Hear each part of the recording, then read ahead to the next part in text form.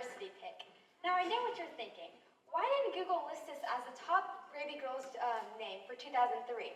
Well, that's because my parents wanted their first child born outside of India to maintain a cultural connection, and so they gave me the name Priya. But my name isn't the only element of culture that I carry with me. On my first day of school, I was walked in a dress that was bought from an Indian supermarket, hand-stitched, into a sea of children dressed head to toe in Gough. It was from this moment that I knew I would always be set apart, if not by my height, but by my culture. As Gough kids, the most exposure that we've had to a culture that was different than ours was the occasional run-ins to Payway. And now while the food's delicious, it's not really an authentic place to get an experience from a different culture. But what was authentic was the relationships that we've been able to build with Priya and through other peers that come from different cultural backgrounds. And what it has taught us is that it's so important to begin to look into different aspects of culture and what they have to offer. And that is why it's so important that we begin to implement global citizenship education into our curriculum. so like Chloe said, we're going to be talking to you today about global citizenship and more specifically global citizenship education. So what is a global citizen? A global citizen is someone who is actively engaging in local and non-local communities that are more diverse than themselves. Earlier this year, I had the opportunity to start a study in the Tulsa area that looked at different schools' global education programs in their elementary schools. What I found is that schools are actually wanting to implement global citizenship education. They're doing this through the IB program, through the Leader in Me program, and most commonly through their history courses and through their world language courses. However, this is really unique to the area. As a nation, globalization studies and the humanities are actually at a decline. The American Academy of Arts and Sciences found that 80% of students in the United States do not take a world language. Like I said, this is one of the easiest ways to implement global citizenship education. So why are students not doing it?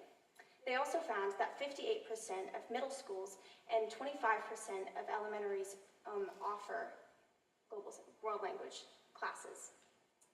So not only are students not choosing to take world language courses that are culturally immersive, but schools are not giving them the opportunity to. So throughout our research, we discovered that global citizenship education as a whole is not being prioritized in the United States. We've developed a 3-part process plan that will reprioritize globalization studies in the United States. So like Emma had mentioned, we developed a 3-part process plan to incorporate global citizenship within our lives. The first step starts at adolescence, and then the next step goes to early adulthood, teenagers, and the last step is adulthood and society. So the reason why we're targeting adolescents is because within this stage of their development, they're very egocentric. And while that may sound self-absorbed, it's just the normal way it is. And so to kind of combat this, we wanted teachers in the classroom environment and students specifically to share about their cultures and their heritage and their traditions. This way, the other students are able to gain a more higher level of exposure outside of their normal interactions. And then on top of that, this process allows for students to learn how to explore other cultures in a way that celebrates them rather than appropriates them. We hope that implementing this idea within a younger age will allow them to carry these sentiments on as they develop. However, it is also important to let kids make mistakes and correct them while they're young so they can take on the right methods of exploring cultures as they grow up. The next part of our method within adolescence is incorporating a greater number of perspectives within a history curriculum. Emma, Chloe, and I can all tell you that we mainly learned about American history until high school, where we were finally introduced to various perspectives through world history. And this is the case for many students all over the United States. However, once we were able to see the other perspectives, for example with colonization, we understood that countries were going to do so in order to advance their economy or better improve a civilization. However, we weren't necessarily exposed to the effects of those actions, many of which has regressed these civilization's progression today. And so by recognizing these issues, we're able to see, or students are able to see, similar issues within their hometown and areas around the world. By working together to come up with a solution solution, we're able to see that for one problem, there can be various solutions that can be supplied with various resources. The next part of our global citizenship curriculum is allowing students to move beyond a history curriculum and allowing them to use their intrinsic motivation to go find about their cultures on their own will. The result of this is they're more likely to reap the benefits of being exposed to various cultures, and they're more likely to share it among their peers, which not only makes them more culturally aware, but also those around them. However, cultural awareness does not stop at adolescence, and it should be carried on through high school levels. Right, so like Priya said, it's important that we continue our globalization education into secondary education. Three easy ways we can do this are through organizations and clubs, through events, and through our curriculums and our courses. First, let's talk events. One event that we did here at Jenks was the Global Village event. At Global Village, we showcased multiple different regions of the world, and within each region, we talked about different cultures that we found in our students here at Jenks. Throughout the day, students and teachers and parents could come and experience these different cultures. And we found that lots of people got a sense of the diversity we have in our very own community, which is one of the main aspects of global citizenship education. Secondly, we can implement this through our programs and through our clubs. One program we have here at Jenks is the International Scholars Program. The International Scholars Program is full of students who love to be globally minded and are actively engaging in global discussion. We talk about current events, we talk about global economics and different cultures. It's important that students are given the opportunity to actively engage with other people who are also globally minded. It provides an opportunity for people to be open-minded. And lastly, we talk about implementing global citizenship education through our curriculums, like Priya said. It's important to offer many different perspectives in our history courses. Not only are students able to get a broader scope of history, but again, they're cultivating this idea of being open-minded. While it's important to begin to implement global citizenship education at an elementary level and also at a secondary education level, we are obviously not going to be in education for the rest of our lives, but we need to find ways to continue to learn and to continue to grow in our cultural awareness. And so what this looks like is we need to start seeing changes within our media, news outlets, the entertainment industry, and also into big brands and large corporations. And what this looks like is we need to start small. We need to start with our TV shows, our movies that we watch, and the different books that we read. A lot of times we start to see that one cultural background takes form and takes the same roles over and over again. But what we need to see is we need to see more diversity. We need to see more roles and more backgrounds being represented and into these different character roles to show kids that, it doesn't matter what background you come from, but instead we can all achieve the same things and it doesn't matter.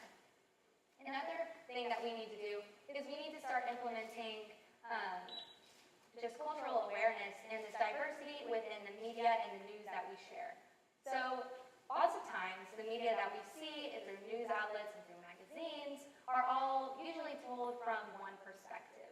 However, this needs to change. We need to start implementing different perspectives into the stories that we share so that people can feel that they have a sense of community and that they have someone to relate to. A lot of the struggles and triumphs that different cultural backgrounds go through need to be shared and need to be represented. Again, people will feel that they have someone to relate to, and it will build a sense of community. And not only this, but people who are also not aware and don't know much about different cultural backgrounds will get an idea of what this looks like, so then we can all learn. Forbes backs this up and says that we need more diversity within our media if we truly want to decrease the chance of bias and also start to learn more and become more inclusive and culturally aware. Now, the next thing we need to do is we need to start looking at creating diverse teams within large corporations and companies. Now, I know this is quite a silly example, but it is a good example of cultural appropriation and how this lack of diversity has affected our society. So Kim Kardashian created a brand of that it was given. But what she didn't realize was that this name actually took an important aspect of Japanese culture and she made it her own. Now, because she didn't have the diversity within her team and her team didn't have the awareness that this could have been offensive to someone else's culture, they ended up, again, taking something and showing basically that they had no awareness and they lacked this respect for other people's culture. Now, by bringing in people of diverse backgrounds, we will be able to prevent this from happening and instead show that each and every person deserves to be celebrated, and then we can be more inclusive and aware of the cultures around us. So this leads us to the numerous benefits that a global citizenship education offers.